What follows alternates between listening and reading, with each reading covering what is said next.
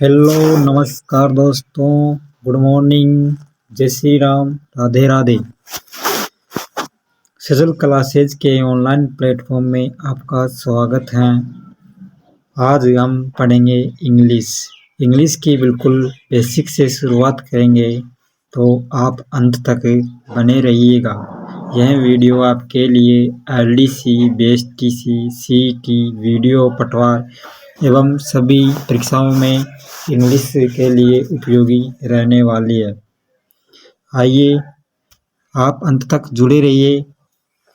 तो इंग्लिश की बेसिक से शुरुआत करते हैं। तो हमने बचपन में पढ़ा है कि इंग्लिश में लेटर्स कितने होते हैं? 26। ए बी सी डी ई ऐसा कुछ हम पढ़ते थे पहले, तो वे 26 लेटर्स होते थे। उन 26 लेटर्स से वर्ड्स बनते हैं। 26 लेटर्स से मिलकर क्या बनते हैं? वर्ड्स बनते हैं। और वर्ड्स का तो इंग्लिश में करोड़ों, लाखों, अनगिनत वर्ड्स बनते हैं। लेटर्स केवल 26 या 26 ही होते हैं।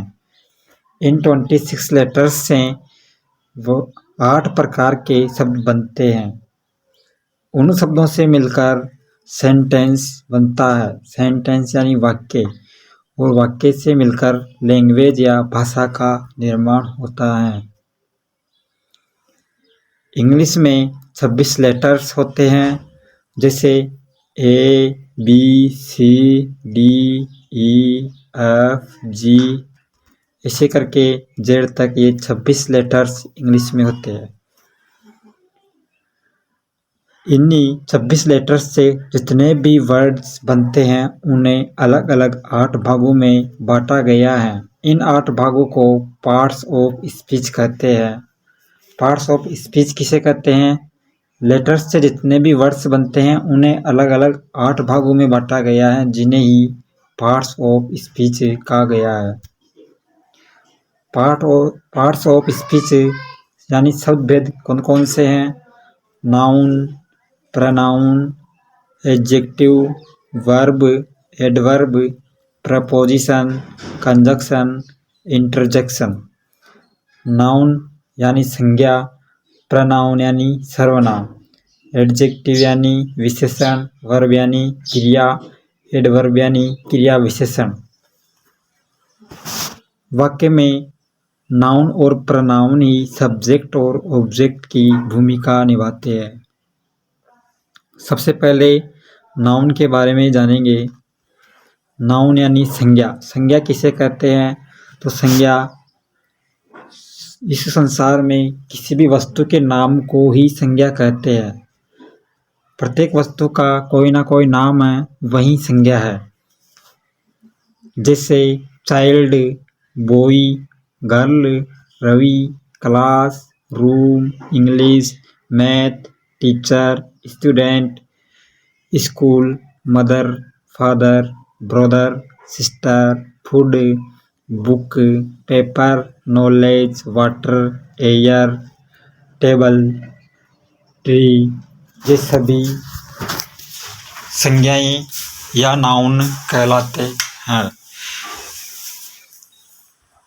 यदि वाक्य में क्या का उत्तर मिल जाए, व्हाट या क्या क्या उत्तर मिल जाए, तो वह संज्ञा है। जैसे a boy is a taking tea in the room.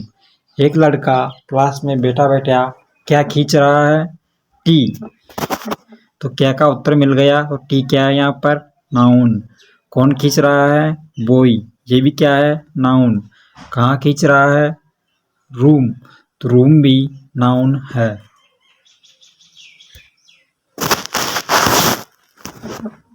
अब नाउन के बाद आता है प्रनाउन यानी सर्वनाम।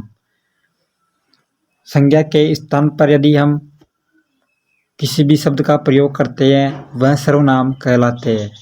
जैसे बॉय के स्थान पर हम ही का प्रयोग करते हैं, गर्ल के स्थान पर हम सी का प्रयोग करते हैं। किसी निर्जीव वस्तु या फिर पशु पक्षी आदि के लिए हम इट का प्रयोग करते हैं। यदि इनकी संख्या 2 या 2 से अधिक है, तो हम दे का प्रयोग करते हैं, यानी बहुवचन के लिए हम ही से इट के स्थान पर दे का प्रयोग करते हैं। I, we, you, him, her, it, them, me, us, you, ये सब प्रनाउन है।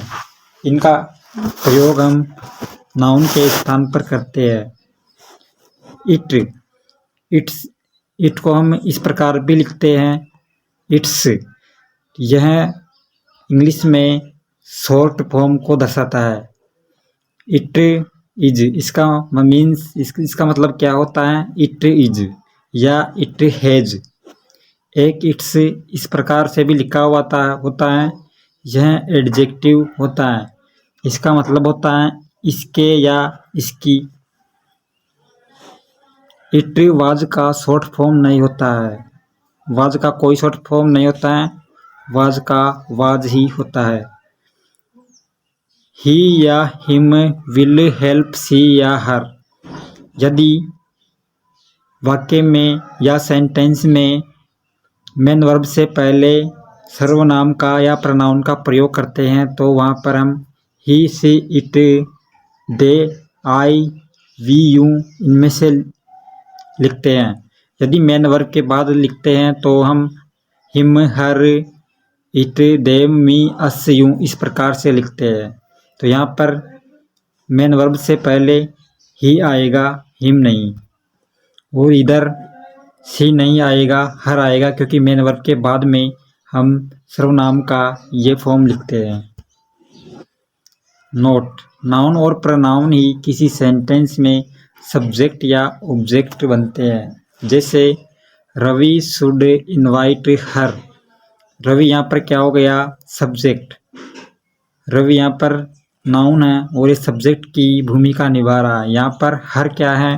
प्रनाउन है जो ऑब्जेक्ट की भूमिका निभा रहा है। He is reading a story. He क्या है यहाँ पे?